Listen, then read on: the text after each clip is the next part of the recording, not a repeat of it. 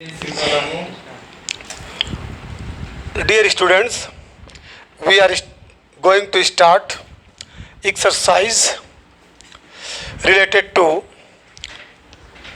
first chapter.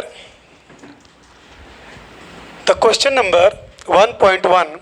What is the force between two small charged spheres having charges of 2 into 10 to the power minus 7 coulomb and 3 into 10 to the power minus 7 coulomb placed 10 से 30 centimetre apart in air. चलिए, force पूछा है F is equal to question mark, given है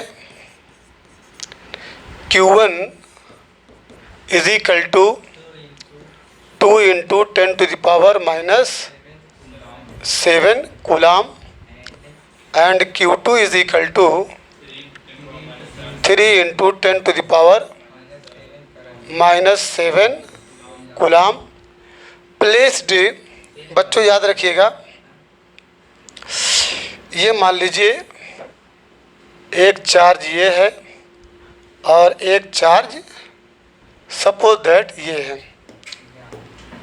इसका नाम मान लीजिए Q1 है, इसका नाम Q2 है, और इन दोनों के बीच जो डिस्टेंस है, इन दोनों के बीच जो डिस्टेंस को किससे डिनोट करते हैं?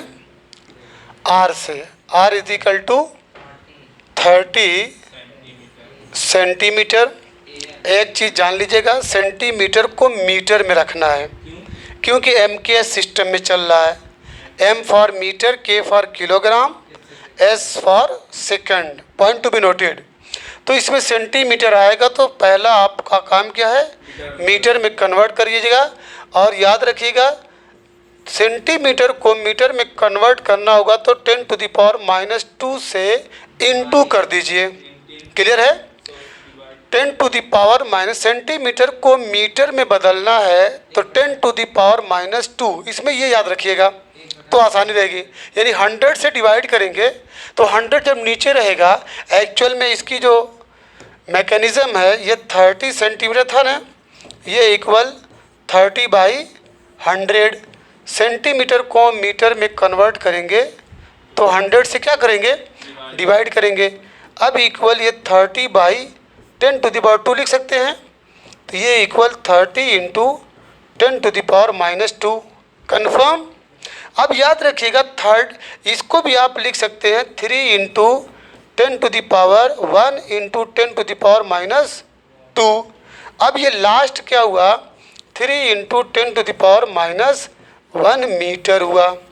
क्लियर हुआ? तो यहाँ पे you may write it 3 into 10 to the power minus 1 metre, ये आर की वैल्यू है। तो R is equal to 3 into 10 to the power minus 1 metre. अब इसके बाद फोर्स पूछा है तो कूलाम्ब लॉ क्या है? F proportional Q1 Q2 upon R square. Proportionality का जब सिंबल हटेगा तो F is equal to K Q1 Q2 upon R square. K जो है आपका प्रोपोर्शनलिटी कांस्टेंट है। इट्स वैल्यू डिपेंड्स, ठीक है, जिसकी वैल्यू डिपेंड करती है इन डिफरेंट मीडियम में, ठीक है। अब के की वैल्यू क्या है? K is equal to 1 by 4 pi epsilon naught, ठीक है। इसकी value 9 into 10 to the power 9। Confirm? समझ में आई बात? न्यूटन मीटर पर कूलाम का होल स्क्वायर, न्यूटन मीटर पर कूलाम का स्क्वायर। समझ आया? चलिए, तो अब imply that F is equal to 9 into 10 to the power 9 into Q1 क्या है? Q1 आपका 2 into 10 to the power minus 7 into 3 into 10 to the power 10⁻⁷ upon R square. R देखिए 3 × 10⁻⁻1 का होल स्क्वायर। क्लियर है। अब इसके बाद इक्वल, यहाँ पे देखिए 9 2 ज़ा 18, 18 3 ज़ा, बोलिए, यानी 18 × 3। उसके बाद ये -14 हो जाएगा, 10⁻⁹ -14 अपॉन ये 3 3 ज़ा 9 × 10⁻⁻2। क्लियर हो गया। चलिए, इक्वल हुआ 18 × 3 × 10⁻, ये -5 अपॉन 9 × 10⁻⁻2, ये 9 2 ज़ा 18 हो गया, इक्वल टू 3 ज़ा 6 × ये जब ऊपर जाएगा बच्चों तो -5 × 10⁻, पॉजिटिव हो जाएगा, इक्वल 6 × 10⁻⁻3। किस में लिखेंगे? न्यूटन में। एफ की वैल्यू पूछा है ना। अब इसे और क्या लिख सकते हैं? देखिए आंसर इतनी पे दिया होगा, बोलिए। तो बच्चों एक चीज़ का ध्यान दीजिएगा, आपको मिला F = क्या मिला? 6 × 10⁻³ न्यूटन। अब बताइए ये रिपल्सिव है कि अट्रैक्टिव है? वेरी गुड, क्योंकि से साइन पॉजिटिव है तो ये फोर्स आपका रिपल्सिव है। रिपल्सिव फोर्स की यूनिट क्या होती है? फोर्स की यूनिट न्यूटन। क्लियर हो गया। अब इसमें और नहीं कोई पार्ट है? चलिए इसके बाद क्वेश्चन नंबर 2 है, the electrostatic force on A small sphere of charge दिया है Q1 = 0.4 माइक्रो कूलाम। क्या दिया है? Micro coulomb.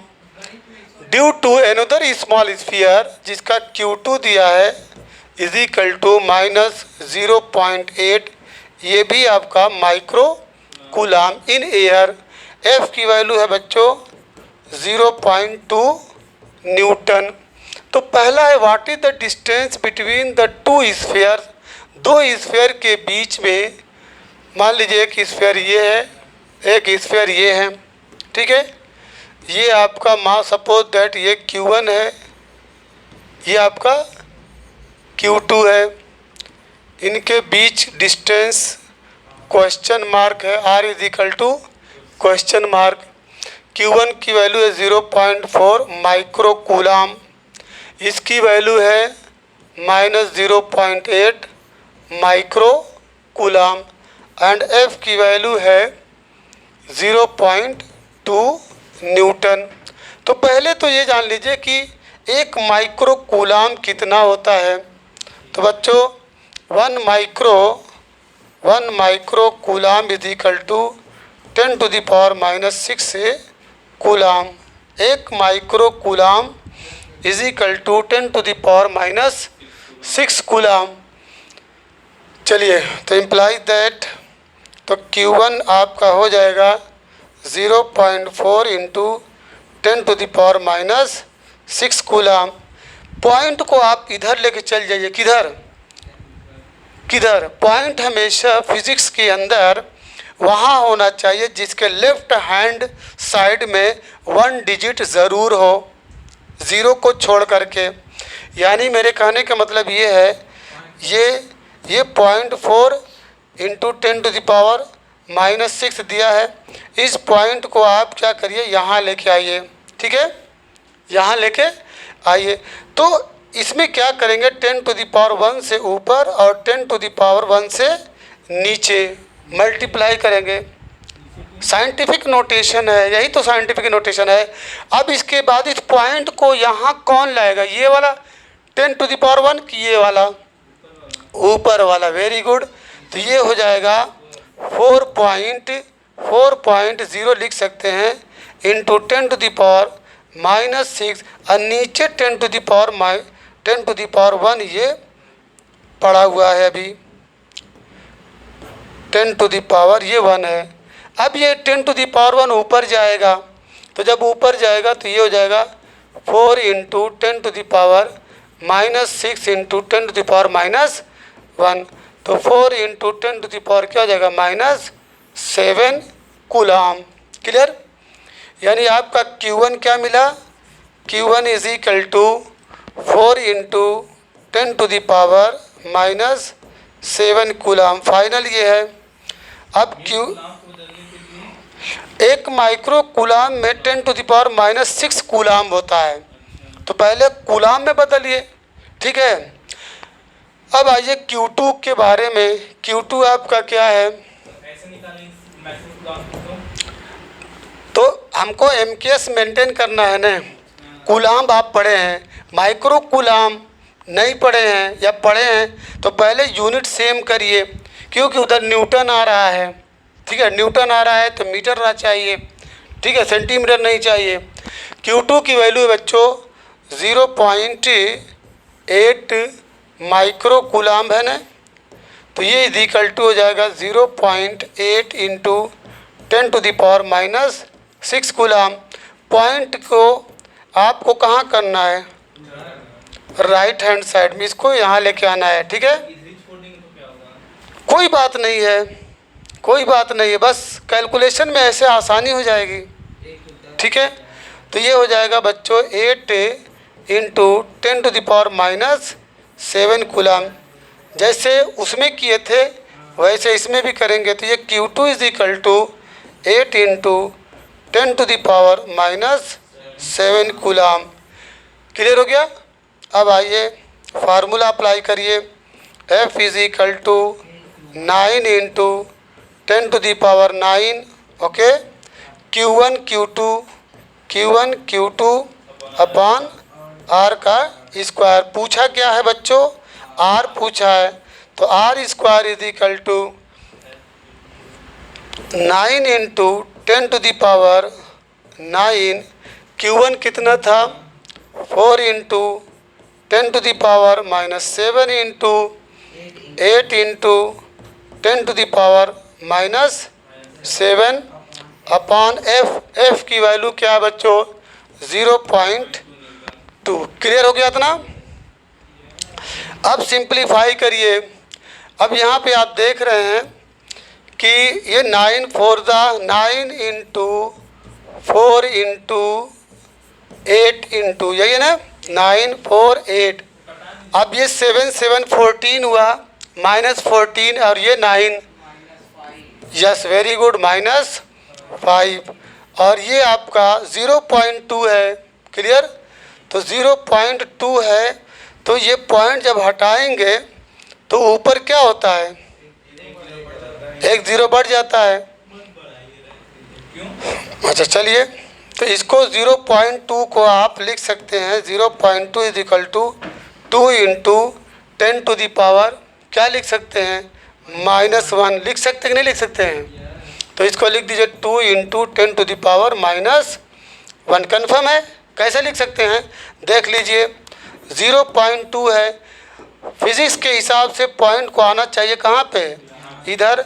तो एक स्टेप जो है वो राइट में जा रहा है, एक स्टेप अगर राइट से लेफ्ट में जाए या लेफ्ट से राइट में जाए तो 10⁻1, अगर 2 स्टेप रहे तो 10⁻2। ओके, अब ये पॉइंट को कौन इधर लाएगा, ऊपर वाला, तो ये हो जाएगा 2.0 अपॉन 10⁻1। कन्फर्म हो गया? तो पॉइंट बहुत ज़्यादा आएगा, लगाना पड़ेगा। अब ऐसे कैलकुलेशन भी देखिए कितना आसान हो जाएगा। अब यहाँ पे बच्चों ये 2 2 4 हो गया, कन्फर्म। ये ऊपर जाएगा, ये 9 8 चलिए, ये जब ऊपर जाएगा, ठीक है, आप लोग देख नहीं रहे हैं, 9 इंटू 8 2 16 हुआ, इंटू ये जब ऊपर जाएगा बच्चों तो पॉजिटिव हो जाएगा, तो ये 4 आएगा। क्लियर है? अब ज़रा सोचिए किसकी वैल्यू आप गेट कर रहे थे, याद है? हैं? आर स्क्वायर की। तो R square is equal to 9 into 16 into 10 to the power -4। अब क्या करेंगे, जब आर चाहिए तो R will be what, root लगेगा 9 into 16 into 10 to the power -2 को ऐसे लिख सकते हो कि नहीं लिख सकते हो? लिख सकते हैं। अब मैं ऐसा क्यों किया, क्योंकि स्क्वायर रूट 9 की वैल्यू 3 होती है, 16 की वैल्यू 4 होती है, और ये स्क्वायर से रूट कैंसिल हो जाएगा तो ऑटोमेटिक सब बाहर निकल जाएंगे। 3 into 4 into 10 to the power -2। अब बच्चों बताओ ये आंसर किस में आएगा, मीटर में कि सेंटीमीटर में? तो ये हो गया 4 3 12 into 10 to the power -2 metre. इसको सेंटीमीटर में करना रहेगा, इंटू 100 करोगे। Very good. तो 12 into 10 to the power -2 into 10 to the power 2, तो ये मीटर से सेंटीमीटर में बदल जाएगा। अब जो है आपको मालूम है कि अगर बेस इक्वल है, ये बेस इक्वल है, ध्यान दीजिएगा, इसको बेस कहते हैं। किसको? 10 को बेस कहते हैं। अगर बेस इक्वल है तो एक बेस लिख के पावर को ऐड करेंगे तो ये वैल्यू हो जाएगी 0। किसी का पावर 0 है तो वैल्यू 1 होती है। तो ये आपका सेंटीमीटर आंसर आया होगा। क्लियर है? चलिए अब इसके बाद ये क्वेश्चन आपका होल के समझ में आ गया? 0.4 माइक्रोकूलम जो है, हाँ, यस। उसको आसान कर सकते हैं। 0 घटाएंगे तो 10 हो जाएगा। किसको? ये नहीं, हाँ हो जाएगा, हो जाएगा। लेकिन इसमें कोशिश ये करिए कि 10 टू दी पावर सबको लेके जाइए, 10 टू दी पावर। अभी देखिए इसमें एक पार्ट और है, what is the force on the second sphere.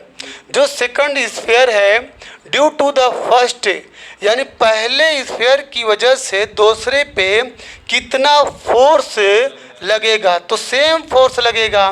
कितना? 0.2 न्यूटन। तो what is the force on the second sphere, तो लिखिए force on second sphere, force on second sphere, force on the second sphere due to first. Sentence क्या है? Due to, हाँ, due to the first, due to the first will be also same, that is 0.2 newton. ठीक है? अरे भाई ये coulomb law क्या कहता है? ठीक है, 2 पॉइंट चार्जेस, ठीक है, 2 पॉइंट चार्जेस अगर हैं तो उन दोनों के बीच एक फोर्स लगेगा जो किसके अनुक्रमानुपाती है, किसके? आर के नहीं, Q1 Q2, product of their charges and inversely proportional to the square of the distance between them. तो जितना एक चार्ज जो दूसरे चार्ज पे जितना फोर्स लगाएगा दूसरा भी उतना ही महसूस उस पे करेगा। ठीक है?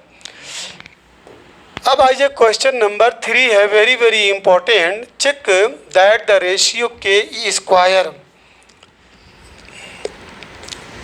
के ई स्क्वायर,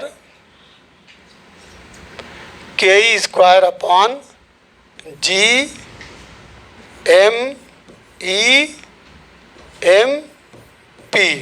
ध्यान दीजिएगा, इसको चेक करना है कि ये डायमेंशन लेस है, डायमेंशन लेस है, इसका कोई डायमेंशन नहीं होता। Look up a table of physical constants and determine the value of this ratio. What does the ratio signify.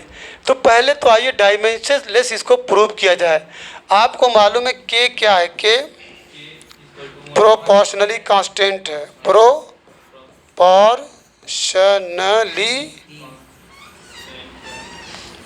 Constant, constant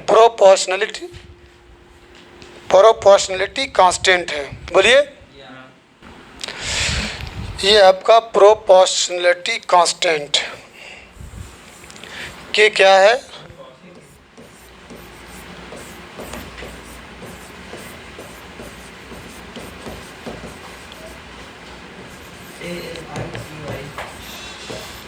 constant,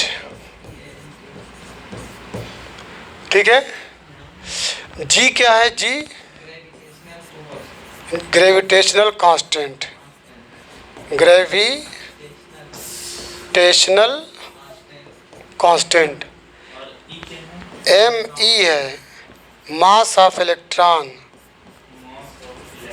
mass of electron, और एम जो है P mass of proton, ठीक है।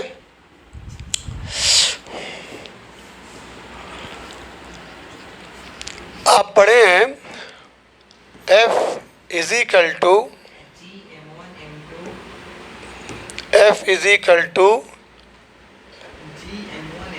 K Q1 Q2 upon R square, implies that K will be F into R square upon Q1 Q2। हम इसको इसलिए लिख रहे हैं ताकि आइए देखें इसका, ठीक है, इसका जो वो है यूनिट है,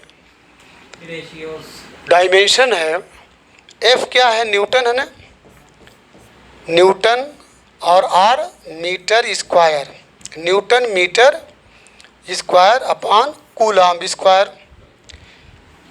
Q क्या है? चार्ज है, उसकी यूनिट कूलम्ब है। तो K का मिल गया न्यूटन मीटर स्क्वायर पर कूलम्ब स्क्वायर। इसको आप ऐसे भी लिख सकते हैं, न्यूटन मीटर पर कूलम्ब का होल स्क्वायर।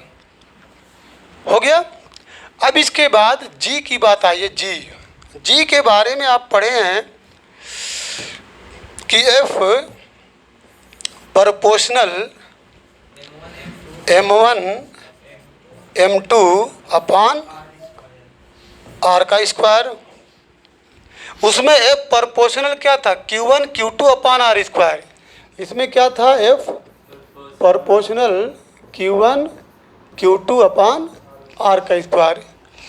यहाँ पे चूँकि दो मास है, ठीक है, टू मास जिनके बीच की दूरी R है, ठीक है, तो F is directly proportional to the product of their masses and inversely proportional to the square of the distance between them. It is a gravitational law. Confirm? तो अब इसके बाद जब यहाँ प्रोपोर्शनलिटी का सिंबल हटेगा तो F is equal to G M1 M2 upon R square. अब एक चीज़ जान लीजिएगा, ग्रेविटेशनल कांस्टेंट की जो वैल्यू है ना G की, 11 न्यूटन मीटर पर केजी का whole square. 6.67 into 10⁻⁻11 newton metre पर केजी का होल स्क्वायर है। इसमें न्यूटन मीटर पर कूलम्ब का होल स्क्वायर है, ठीक है। हाँ, न्यूटन सेम है, न्यूटन मीटर भी सेम है, उधर पर कूलम्ब का स्क्वायर और पर केजी का होल स्क्वायर, ठीक है। ये हो गया। तो अब इसके बारे में आइए, इसकी यूनिट निकाला जाए तो G इज इक्वल टू क्या हो जाएगा? बोलिए, G is equal to F into R का square upon M1 into M2। तो ये हो जाएगा newton metre square upon KG का स्क्वायर। इसको आप ऐसे भी लिख सकते हो, न्यूटन मीटर पर केजी का होल स्क्वायर। क्लियर हो गया? मजा नहीं आ रही है? नहीं आ रही है? अच्छा, अब आ जाइए, दो वैल्यू आप और निकाल लीजिए, मास ऑफ इलेक्ट्रॉन और मास of proton. ME mass of electron होता है 9.1 इंटू 10⁻³ kg और मास ऑफ प्रोटॉन होता है 1.6 ना होता है 1.6 into 10⁻⁹ क्या चीज़? हाँ, 1.6 into 10⁻⁹ क्या चीज़? क्या इलेक्ट्रॉन पे क्या होता है? ये मास है, मास, कोई चार्ज थोड़ी है। वो इलेक्ट्रॉन पे जो चार्ज होता है वो 1.6 इंटू 10⁻⁹ कूलाम होता है। और मास ऑफ इलेक्ट्रॉन जो होता है 9.1 इंटू 10⁻31 kg। और मास ऑफ प्रोटॉन जो होता है 1.67 इंटू 10⁻27 kg होता है। कहीं कहीं -6 कहीं -67 लिखते हैं, ठीक है। चलिए अब चेक किया जाए, इतनी वैल्यू तो आपको मिल गई।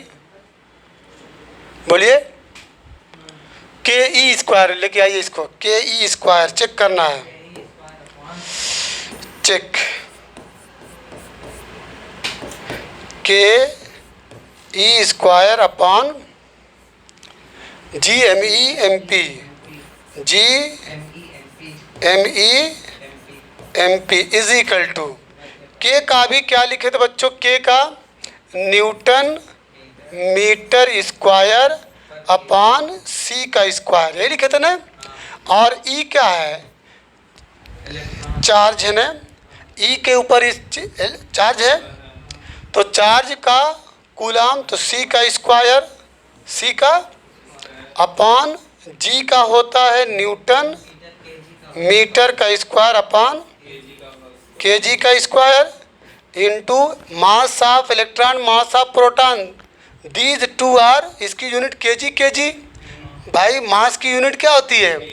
तो इलेक्ट्रॉन की भी यूनिट kg, क्योंकि वो भी मास है, और इलेक्ट्रॉन और प्रोटॉन तो kg का स्क्वायर।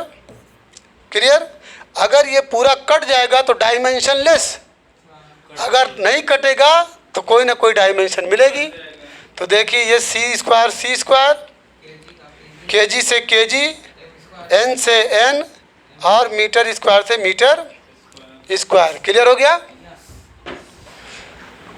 तो it is a dimensionless, dimensionless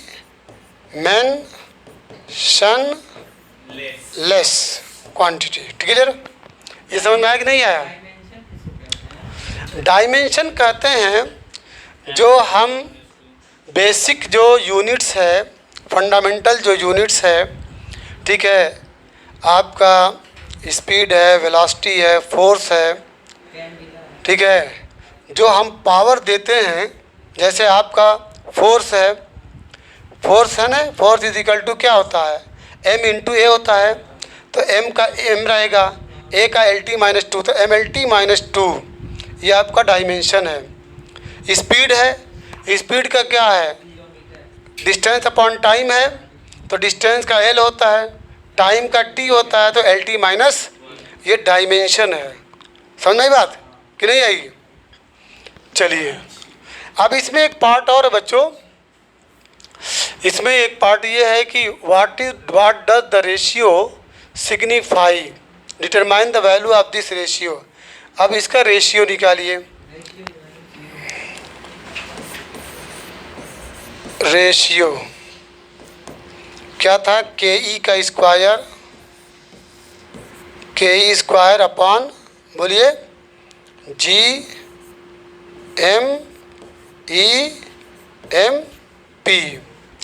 तो K की वैल्यू क्या होती है? 9 इंटू 10⁹ E का एक इलेक्ट्रॉन पे जो चार्ज है 1.6 इंटू 10⁻19 कूलाम, इसका स्क्वायर करेंगे क्योंकि स्क्वायर है।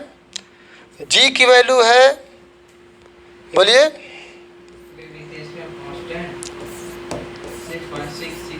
6.67 into 10⁻11, 6.67 into 10 to the power -11, ये हो गया जी का।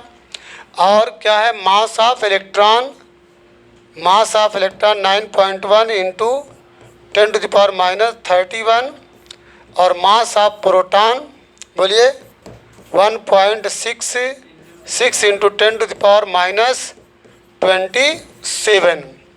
अब इसको जब आप कैलकुलेट करेंगे तो अप्रॉक्सीमेटली यू विल गेट, ये अप्रॉक्सीमेटली का सिंबल है 2.3 into 10 to the power 39, 2.3 into 10 to the power 39। This is the ratio of electric force,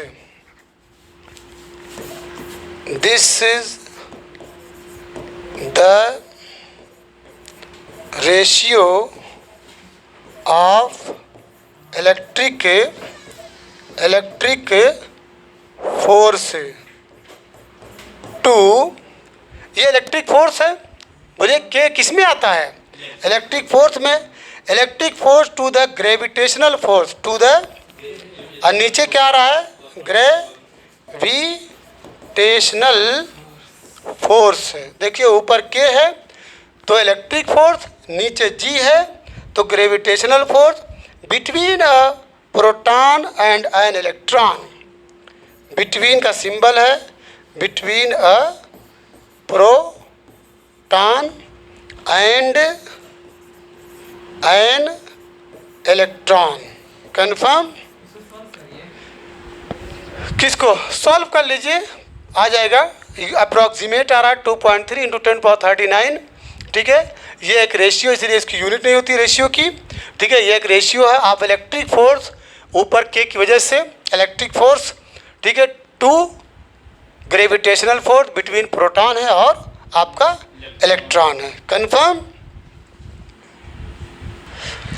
अब इसके बाद क्वेश्चन नंबर नेक्स्ट है, explain the meaning of the statement electric charge of a body is quantized. ये देखिए अक्सर पूछता है, explain करना है कि इसका मतलब क्या होता है। इसका मतलब क्या होता है कि electric charge of a body, एक बॉडी का जो इलेक्ट्रिक चार्ज है वो क्वांटाइज्ड होता है। क्या होता है, क्वांटाइज्ड। तो ये तो पूछ रहा है, मतलब वही समझाना है कि क्वांटाइज्ड होता है। इसका मतलब क्या होता है, मतलब ये होता है कि charge on a body, charge on A body is integral multiple of basic unit charge, that is q is equal to plus minus ne, q is equal to plus minus ne, जहाँ पे n क्या है, integer है। मतलब किसी body का जो charge है वो या तो +2 -2 +1 इवन 0, जितने इंटीजर होते हैं नंबर में वही होगा, ठीक है। मतलब charge can't be in fraction, charge कभी फ्रैक्शन में नहीं हो सकता। हाँ डेसिमल में नहीं हो सकता, फ्रैक्शन में नहीं हो सकता, ठीक है। जब भी होगा वो इंटीजर में होगा, इंटीग्रल मल्टीपल। यानी इसमें आप लिखेंगे the charge on a body, the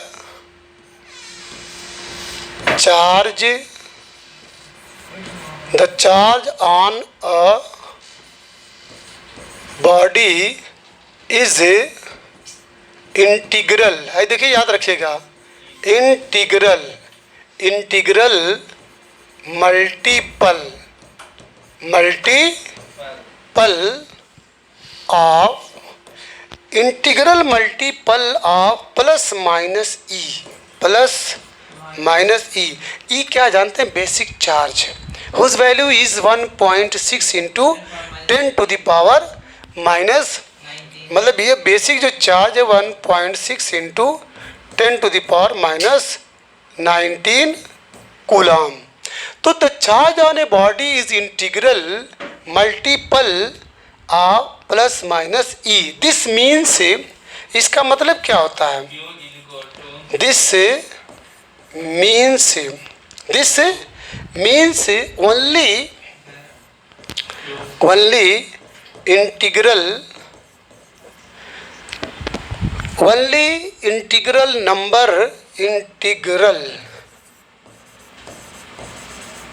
number.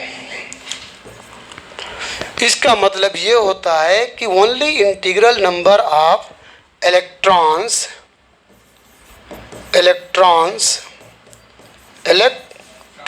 Can be transferred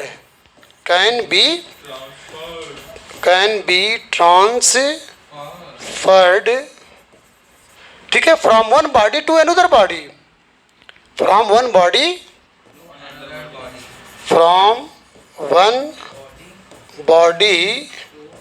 to another body. इसको एकदम याद कर लीजिएगा, ये अक्सर पूछता है, ठीक है, फ्रॉम अनदर बॉडी। इसका मतलब ये होता है कि सिर्फ इंटीग्रल नंबर ही, इलेक्ट्रॉन का इंटीग्रल नंबर ही। अब इलेक्ट्रॉन जानते हैं, इंटीजर जानते हैं, integer is that number which can be represented या expressed in the form of plus minus both, ठीक है, -3 -2 -1 0 1 2 3 डॉट डॉट डॉट, ठीक है। तो only integral number of electrons can be transferred from one body to another body. ये भी आप बोल सकते हैं कि charges are not transferred in fraction, that is charges are not transferred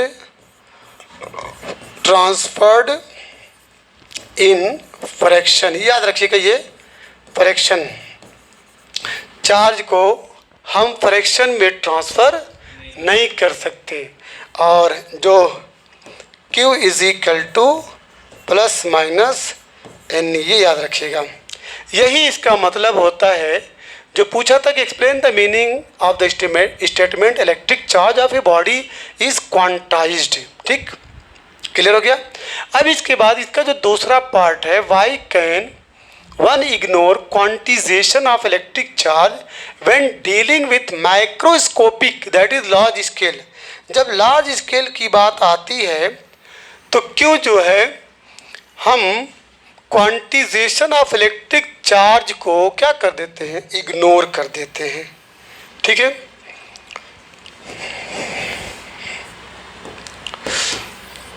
चलिए क्वेश्चन समझ गए, क्या समझे? ठीक है कि वाई कैन वन इग्नोर, कोई क्यों इग्नोर करता है क्वांटिजेशन ऑफ इलेक्ट्रिक चार्ज। यानी जब क्वांटिजेशन ऑफ इलेक्ट्रिक चार्ज आएगा बच्चों, इसका मतलब आप यही समझिएगा, इसका मतलब होता है Q is equal to plus minus NE। ठीक है, only integral number of electrons can be transferred from one body to another. तो क्यों इसको इग्नोर कर दिया जाता है जब बड़े स्केल की बात आती है? तो इसमें ये आंसर लिखेंगे, the charges used, the charges, जो चार्जेज हैं, चूँकि बड़े स्केल की बात आ रही है, द चार्जेज आर यूज्ड। ठीक है, the charges are used as huge. Huge एक वर्ड, ह्यूग माने बहुत ज़्यादा, ह्यूग मीन बहुत ज़्यादा, as compare to the,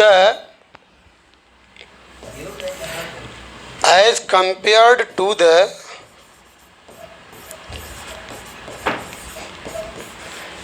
as compared to the magnitude of electric charge,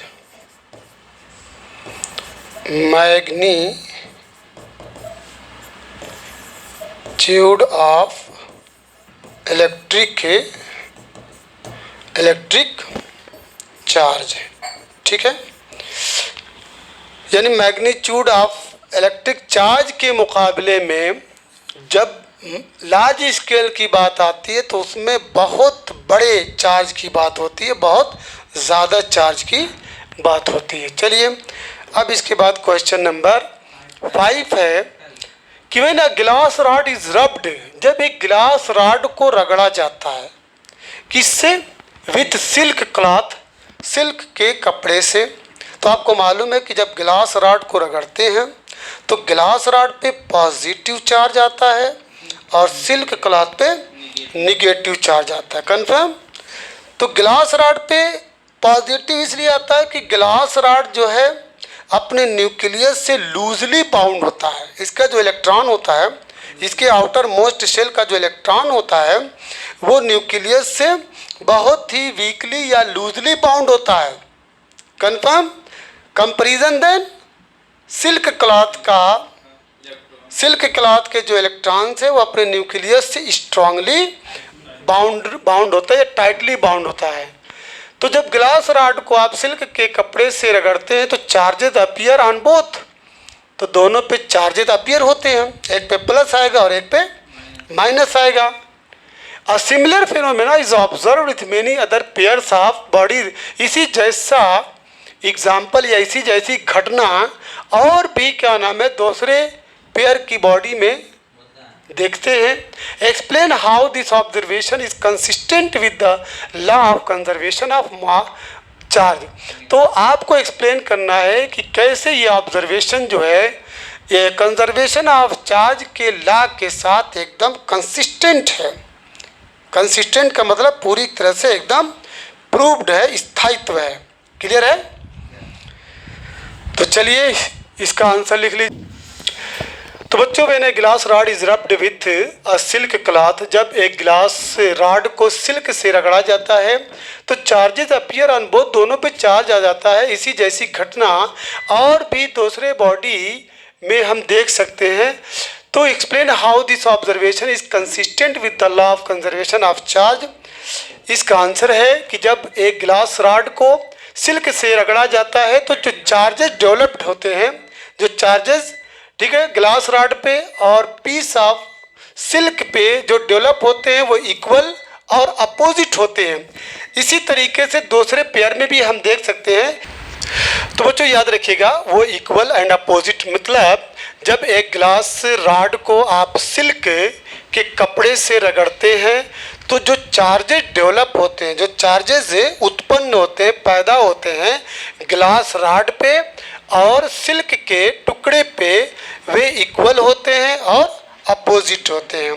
ठीक है, अगर ग्लास रॉड पे 2 चार्ज आएगा तो पीस से आप सिल्क पे भी -2 चार्ज आएगा। ठीक है, ग्लास रॉड पे कैसा चार्ज है, पॉजिटिव कि नेगेटिव? पॉजिटिव। ठीक है, तो similarly in case in other pair, similar इसी जैसा केस दूसरी बॉडी के पेयर में भी होता है।